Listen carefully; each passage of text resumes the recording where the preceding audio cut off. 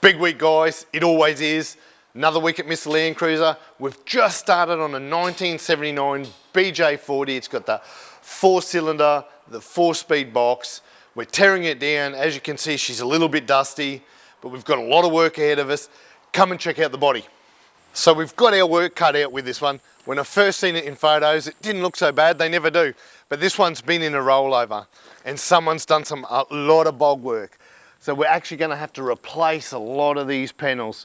It's actually crumpled in the front, but the only way to find out what's really happening is to get it sandblasted, and that's where the truth lies.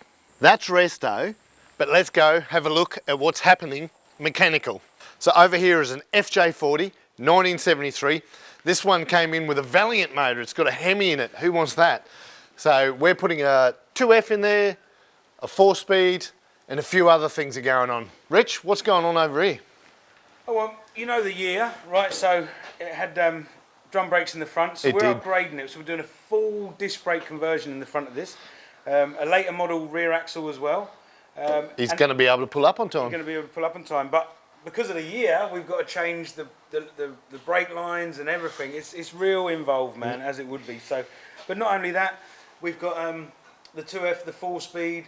There's a lot, the wiring where they put the Valiant engine in there, they've just destroyed it. So there's a lot of work to get it back up to. And tell me, with the disc brakes, the 80 series booster. 80 series booster, 80 series master, as I said, redirecting all the lines to bringing it up to standard. It's going to be a new truck. Bringing it into the modern world, man, you know? So yeah.